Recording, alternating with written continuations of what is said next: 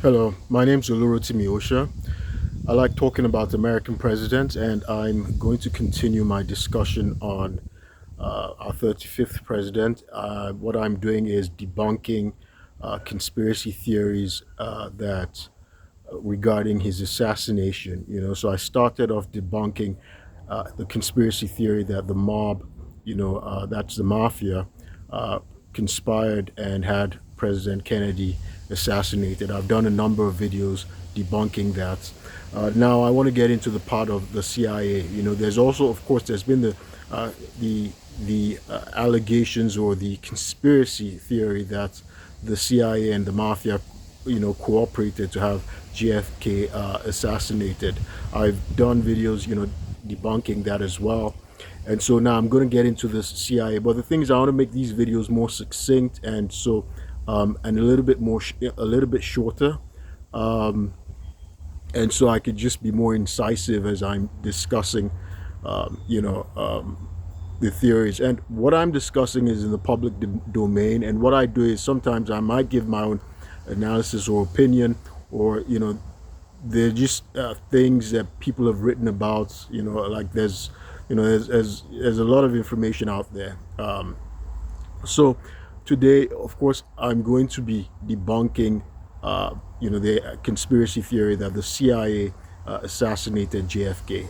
I've mentioned that it's not likely because I would be a coup d'état, right? And you would need a change of government, and you'd need to those people, the actors, the culprits, would need to uh, make themselves legitimate and legal so they don't face prosecution, or they're not sitting ducks in the future. For Americans who have guns, all Americans have guns. And if people had that, that notion that there was this cabal, elite cabal or group of people who conspired in the government and had our president killed, well, they'd be sitting ducks, for these people. Americans again have guns. We have right to bear arms. So that's not the that's not the case. So in any event, something I want to do today is just start off with the nature of conspiracies, right? Conspiracies is very easy to spin. Conspiracy theory is very, very easy to spin. Um, Something I hadn't mentioned is, that while I was living in Italy, I've mentioned that I went to school in Italy. I schooled at Bocconi University in 2018. While I was schooling in Italy, a Nigerian, the first black person in modern times, became a senator in the Italian parliament. The Italian parliament, that's like our House of Senate, like the Senate House in the US, right, in Congress, right? So in Italy, they have a parliament. So a Nigerian became a senator. His name's Tony Chike Iwobi, and you can check him out.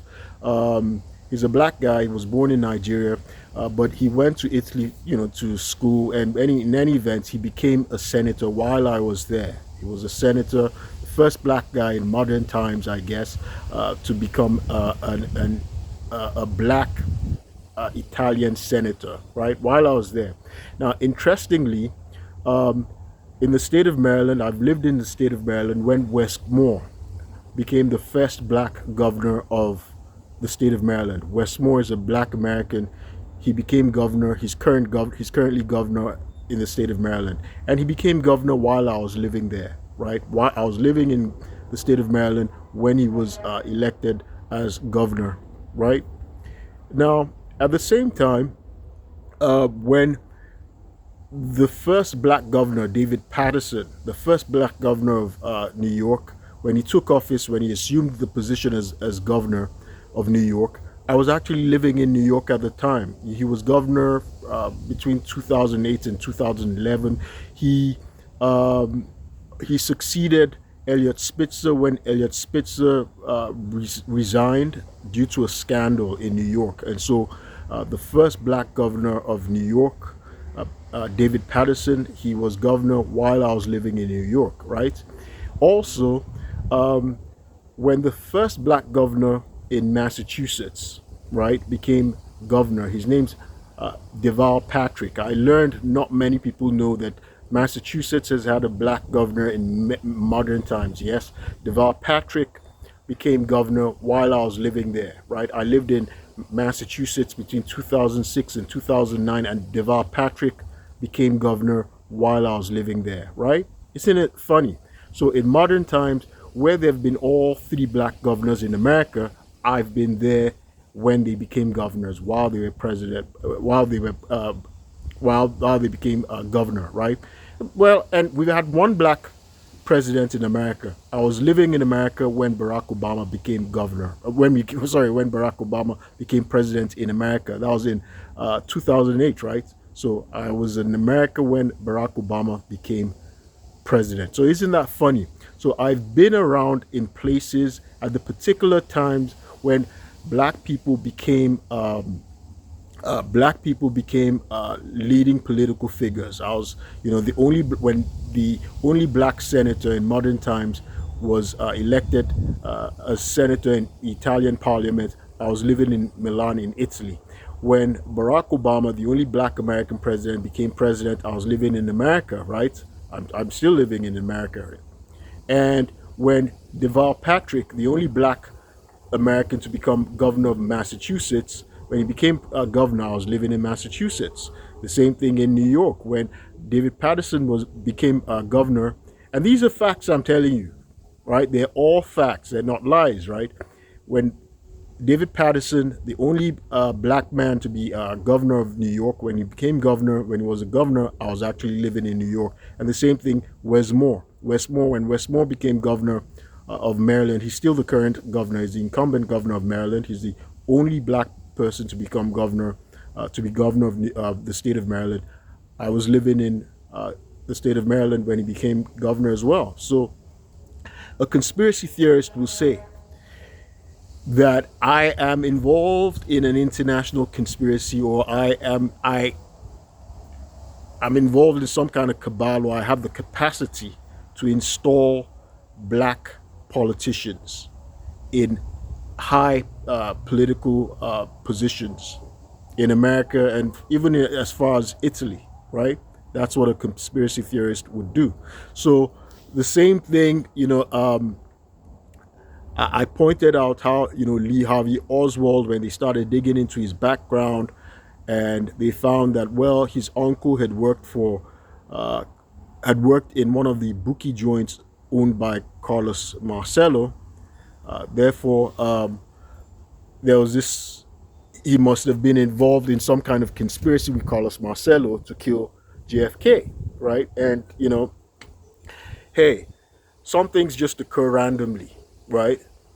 As I said, there are just 6 degrees of separation between people. It's just like, hey, if you found out that if you were to spit and your spit were to, hit a governor, were to hit a government worker in Washington, D.C., and each time you spat, it hits a government worker in Washington, D.C., don't assume there's some kind of thing going on. Look, it's Washington, D.C. It's filled with government workers, right? It's Washington, D.C. The place is filled, it's swarming with government workers. That's just the way things are. And there's no conspiracy, right, going on. The same thing with Carlos Marcello and Lee Harvey Oswald's uncle working in a bookie joint, owned by Carlos Marcello. It doesn't prove any kind of conspiracy. It doesn't suggest any kind of conspiracy. Some things are just random and they just occur because they're just 6 degrees of separation. Like I said, it is a fact. I've actually lived in 3 different states where there have been black governors in America. Very unlikely, but every time, I show up, there's a black governor in Massachusetts, in New York, in Maryland. In Italy, the only time a black senator has been elected, I was living in Italy. Does that mean that I'm the one causing these black people to become senators or political leaders or whatever. No, absolutely, I have no power to do that, right? So that's the way conspiracy theories, are spun. They're just spun. People spending too much time, reading tea leaves, and that's the way they come about. So hey, it's just they're just random events. Ignore them. So in any event, today, as I said, I'm going to be talking about the CIA, and I'm going to try and keep this video short. Uh, I don't work for the CIA, but as I said, this information is out there in the public domain, and so my interest is not in so much in the CIA, but in discussing American presidents. The CIA. There's been this conspiracy theory that the CIA got JFK killed, and I'm going to give a reason why these conspiracy theories have been spun. So JFK was president, at the height of the Cold War. We've talked about the Cuban Missile Crisis, the face-off, and the Bay of Pigs invasion in 1961, and in 1962 in October there was a Cuban Missile Crisis. Interestingly, in October 1962, when there was that face-off between the U.S. and the USSR, between our president JFK and the Soviet leader Nikita Khrushchev. I don't know how you Khrushchev. I guess I'm just going to call him Khrushchev because I hear he's called Khrushchev. Not a lot of times. So I'm assuming that's how his name is. I apologize if I butcher his name. So Nikita Khrushchev, right? So they had that face-off regarding missiles that were being they were being installed in Cuba to target the United States. So there was a standoff, and Cuba eventually, the USSR eventually backed down. There was an agreement that USSR would remove their missiles from Cuba, and there was an underhand agreement that the U.S. would remove its Jupiter missiles, which were stationed in Turkey, right? In that October 1962, an interesting movie was released called The Manchurian Candidate, written by author, I forgot what's his name again. His name slips my mind. Anyway, he's an author. He writes satire, political satire, and The Manchurian Candidate, it was made into a film. He wrote the book in 1959. The author wrote the book in 1959. I think his name, Condon. That's his name, Condon. Richard Condon. He wrote the book, The Manchurian Candidate, and it was written in 1959, but it was made into a movie in 1962, and it starred Frank Sinatra. Frank Sinatra was acted in the movie. So Manchurian Candidate, we know it's entered modern lexicon. We all know what a Manchurian Candidate is. It's like the same thing as a fifth columnist. So Manchurian Candidate is when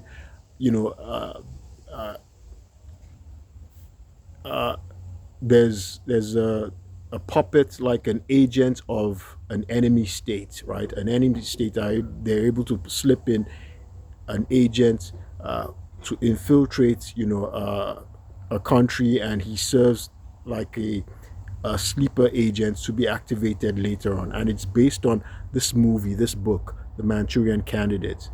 Let me quickly describe the movie, what happened. So there's a guy. He was a U.S. military guy. He was a sergeant. His name was Shaw. He came from this very strong political family, and his name was Raymond Shaw. And so it was during the Korean War, and so he was captured, but he'd been programmed. So he received a medal for his heroism, and but of course, the U.S. forces didn't realize, the U.S. government didn't know he'd been programmed by the communists, right, to be a sleeper agent. And so he could kill, he'd be programmed, but he won't be able to remember when he's been activated and when he's actually killed somebody. So he went back to the U.S. He became, a hero. He had medals. Now he had his mother was actually a communist agent. She was an undercover communist agent, right? And the idea was to get her husband, who was a U.S. senator, to get him to become, to put him into a place of power, right? And they were going to exploit the sleeper agent, the Manchurian. He was not actually the Manchurian candidate. They're going to exploit her son, Raymond Shaw, who had been programmed and through some kind of brainwashing, and they could just brainwash him to kill people, right? As an assassin, and he wouldn't know. So this was what they were doing. So his job was to actually assassinate a politician, an actual president, right? And his stepfather would be vice president. So once he killed the actual president, then his stepfather would succeed, because that's the way the U.S. Constitution works, right? Once the president is incapacitated or he's deceased, the vice president takes over, right?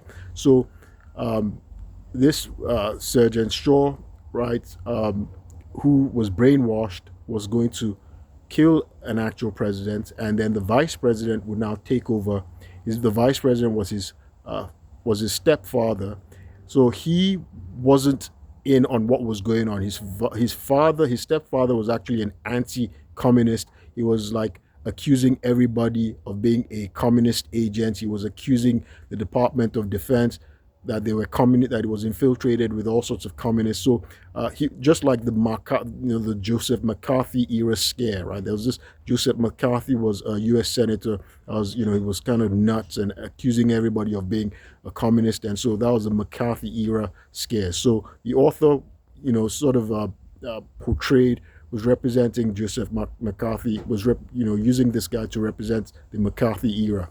So the senator's name was Joseph Iselin, right? So he's the stepfather of the guy who's brainwashed. That's Shaw, and so Shaw is going to actually assassinate the president. And the idea was that the vice president, his stepfather, would now take over, and then he would be controlled by his mother. His mother was really a communist undercover agent. She and the communist manipulators from overseas from Manchuria would now control this guy because he was an unwitting agent. He didn't know he wasn't in on the plot. He was just being manipulated by his wife, who was the actual undercover communist agent. And so he's what they call like an agent of influence, or a useful idiot, right? He's a useful idiot. He doesn't know what's going on, even though he's being manipulated. So he would now call a state of emergency, and he would now he'd establish an authoritarian government, an overthrow of the U.S. government, and the communists from overseas would actually be the ones controlling the U.S. government. So that's like, through fifth columnist action. So the actual Manchurian candidate was really referring to the senator, who was a useful idiot who didn't know. So that's what the Manchurian candidate, that's what the book is about, right? So these theories, right, so of a Manchurian candidate thing having occurred during the assassination of JFK. Remember Lee Harvey Oswald, when he was caught, he called himself a patsy. He said he was just a patsy, right? And so there are these theories that he'd been programmed, he'd been brainwashed, and of course, people knew at that time that that the CIA was actually experimenting with these behavior modification programs. One of them was called MK Ultra, right, where they'd give people psychoactive drugs like LSD and everything, So there are all sorts of theories going on that, okay, maybe Lee Harvey Oswald, had been controlled, he was being manipulated, and it doesn't help things because it was discovered later on from declassified CIA material and FBI material that the CIA and FBI had actually been surveilling Lee Harvey Oswald since around 1959, before the incident occurred, right? And so And then there were the subsequent cover-ups, obvious cover-ups from the Warren Commission that was established to actually investigate the assassination of JFK. So that's how all these conspiracy theories came up. So interestingly, that movie, Manchurian Candidate, was released in October, I think October 24, 2020, 1962. 1962. That was at the height of the during the time of the Cuban Missile Crisis in 1962, the standoff, right? So Americans had that Manchurian Candidate thing in their mind, right? And of course, Lee Harvey Oswald, from what he said, he called himself, he said, look, he was just a patsy. The vice president in the book, The Manchurian Candidate, in the movie, the senator who was supposed to be the vice presidential candidate and supposed to now succeed, an assassinated president. He was the actual Manchurian Candidate. Now, sure, the actual the guy who was a hero, who was programmed, he eventually he assassinates he changed the plot, and he actually assassinates his stepfather and mother instead of killing the actual president, right? So isn't it kind of funny the way the president was assassinated, right? So I guess people had all of that, all that conspiracy theory, going on in their mind. Now, also something that contributed to these conspiracies were the defection of Russian agents, right? Around this time, there was a Russian agent by the name of Yuri Nosenko. He defected in 1962, just a few months after the assassination of JFK, right? He defected, and but when he was interrogated, the information he gave the CIA was that Lee Harvey Oswald was not an agent of the KGB, because Americans, many people, the CIA people thought that, okay, hey, Lee Harvey, that it must have been the KGB that did this, that that Lee Harvey Oswald was a KGB agent. But Yuri Nosenko shows up and saying no, that Lee Harvey Oswald was not a KGB agent. So it was thought that he was actually an agent. He was really an agent of disinformation. He was a plant by the Soviets to cause disinformation, right? And the reason this was also this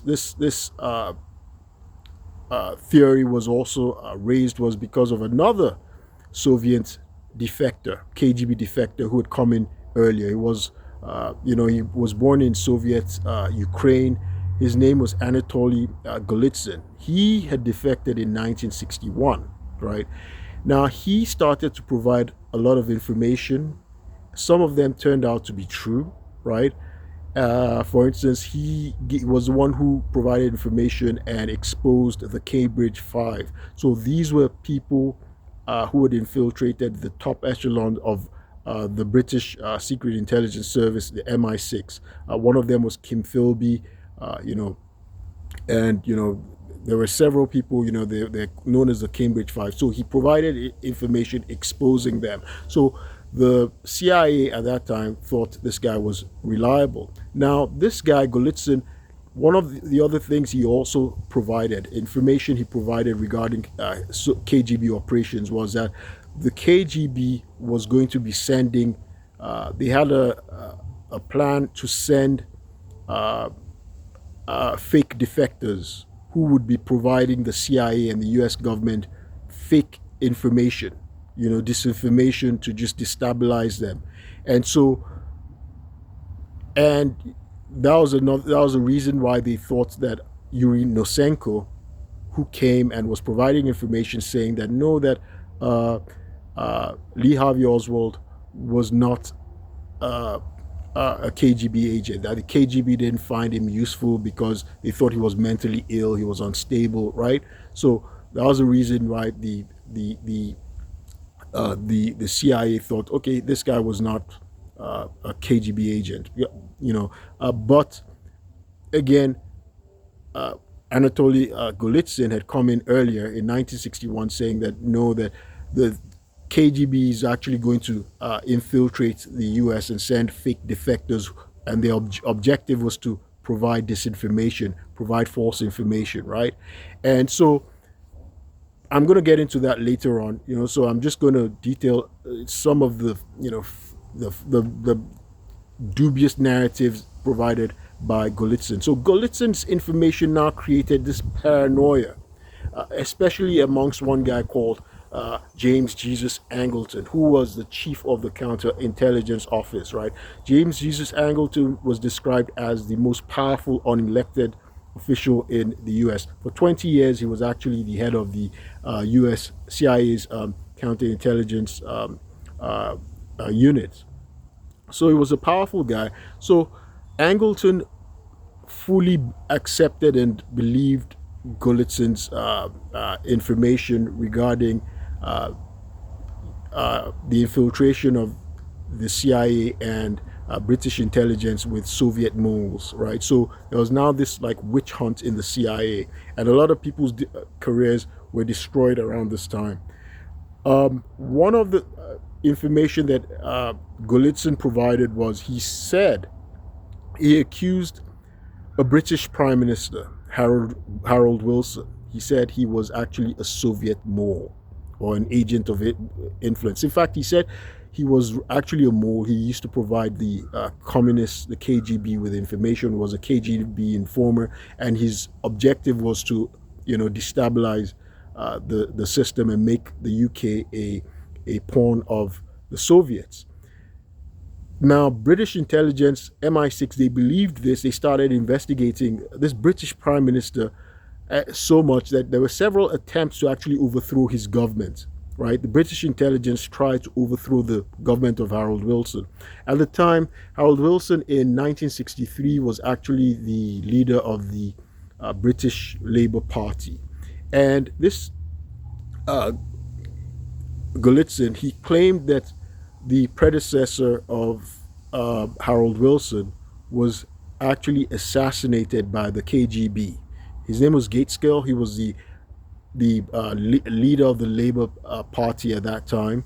And so they said, so Golitsyn claimed that he'd been assassinated. He died of a heart attack, ostensibly. But Golitsyn was saying that no, that the KGB had actually assassinated him so that Harold Wilson would succeed and definitely become Prime Minister of the UK, and he'd be controlled by the KGB. So you can see, if you were to if you were to take this analogy, this instance, this conspiracy that had been spawned by Golitsyn regarding the UK, if you were to apply it to the United States, and you can imagine if it's top level CIA operatives or government officials who may have had this misconception that perhaps JFK was a Manchurian candidate, or was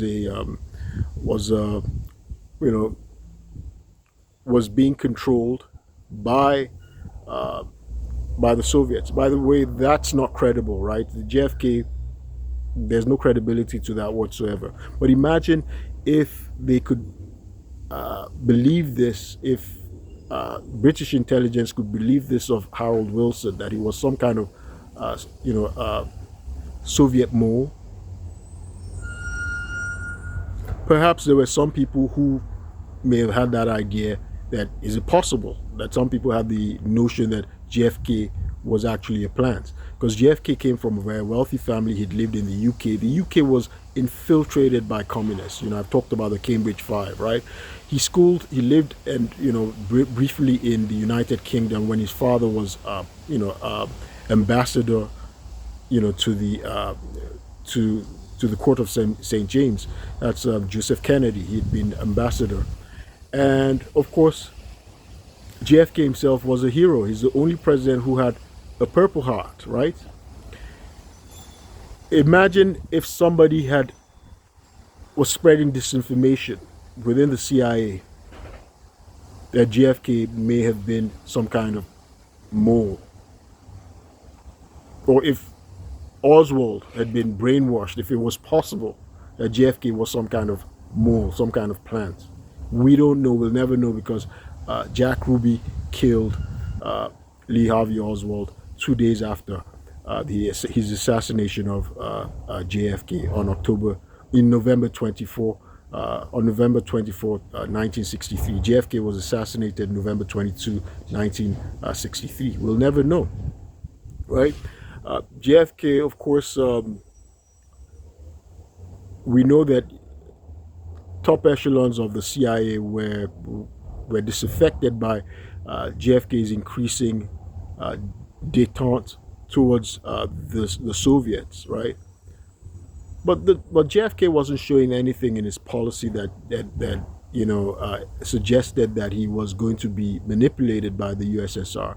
He had a standoff with the USSR. In fact, he almost instigated a nuclear war, right? Nuclear Armageddon, right? During the Cuban Missile Crisis, it was barely averted through the actions of a Soviet soldier officer named Vasily Arkhipov, right?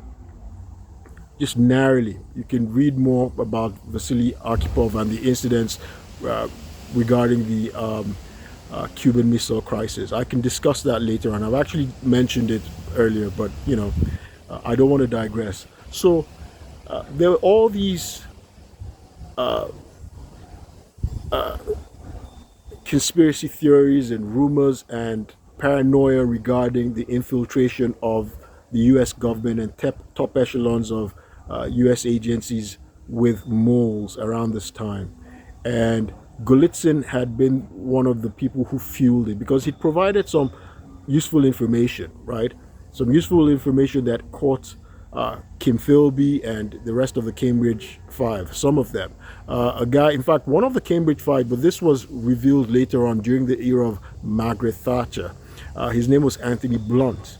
He was actually a cousin of the Queen of England, of Queen Elizabeth. He was a cousin of Queen Elizabeth, and he was a very renowned, world-renowned professor of art history.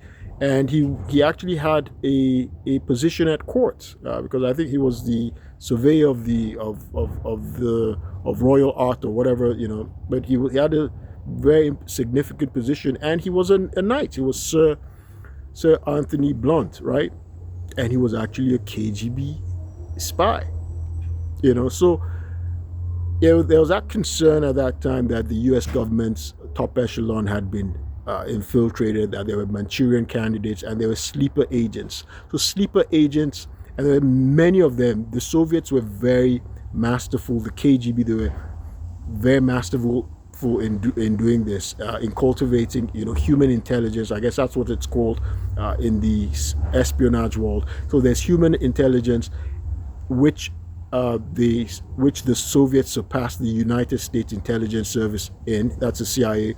But the CIA, U.S. intelligence, surpassed the Soviets in technological surveillance, in technological and signals surveillance. The U.S. surpassed them. But in human intelligence, because the Soviets were they'd gotten into espionage much earlier than the U.S. The CIA was started in 1947, right?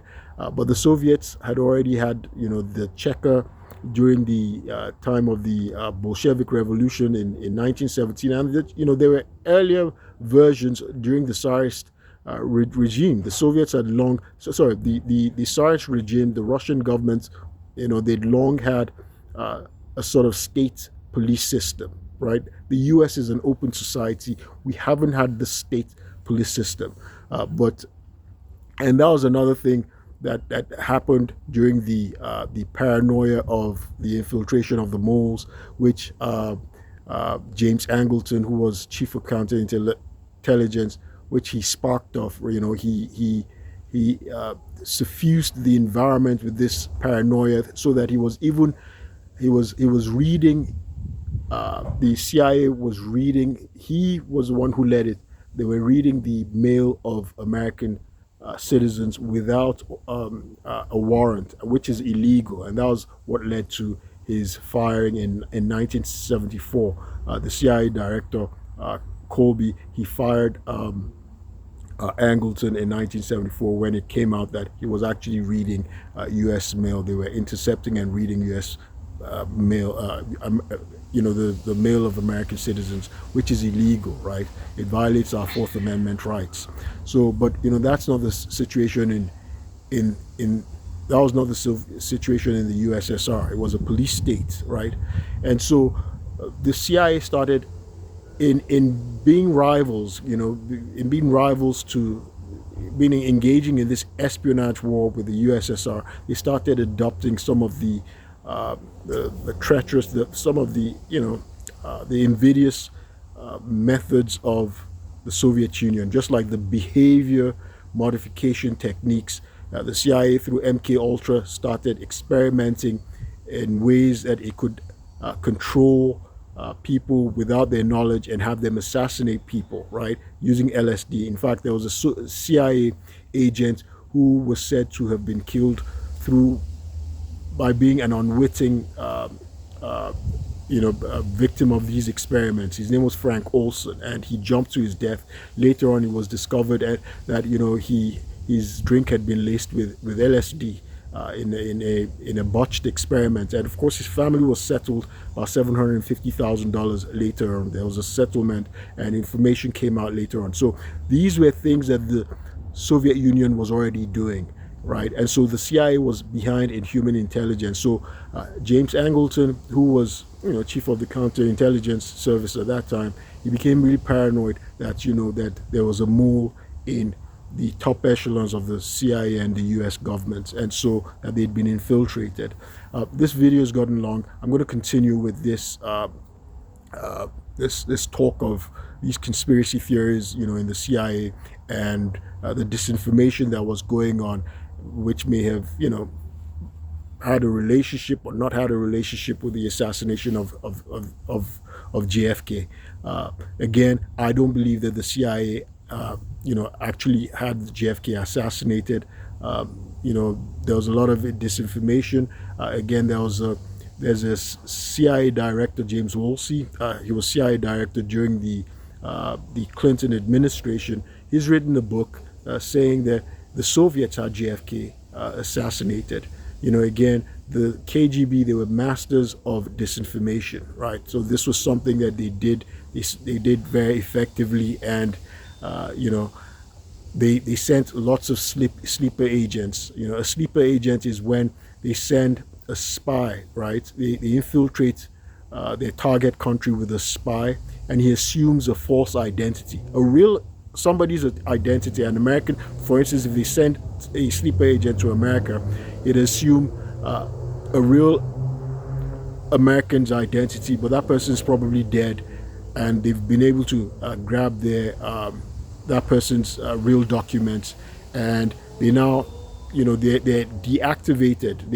They integrate and live as Americans, and they get a job, and nobody knows, and they can be programmed later on. They can be activated later on to carry out their actual mission. There have been several sleeper agents like Jack Barsky. There was also William Fisher. His name is also Rudolph Abel. And there's also Conan Mullady. Conan Mullady assumed the false name of Gordon Lonsdale. So these sleeper agents, it was a method that the KGB was using during the Cold War. I'll discuss more of this later on. My name's Olurotimi Osha. I like talking about American presidents, and I draw attention to call of law violations that I've been suffering in Montgomery County, Maryland, in order to obstruct justice in a EEOC complaint I filed against people in the Department of Defense and Department of the Navy, and Office of Special Counsel complaint I filed regarding fraud that I found in the Department of Defense and Department of Navy. I was swatted by law enforcement in Montgomery County, Maryland, and it was they used a false pretext created. I was framed They used my neighbors and a guy called Jide to file false information. I was swatted, I was detained, and false charges, trumped up charges were filed against me in order to obstruct justice. My rights have been violated, my civil rights. I'm an innocent man, a law-abiding American citizen. As of May 16, 2023, when I was swatted, I was an auditor in the Department of the Navy. Unfortunately, I'm experiencing the perversion of justice in Montgomery County, Maryland, and Judge James Bonifant has presided over this. He's superintended over this miscarriage of justice where my rights have been violated. So some people in Maryland have been bribed, right? They've been bribed in order to execute this framing. I'm a law-abiding American citizen, and my family is crying in justice, my family and my friends. And so I'm looking to justice and hoping that, the media, the American public will have this illegality, miscarriage of justice, and public corruption addressed. I'll keep you posted. Thank you.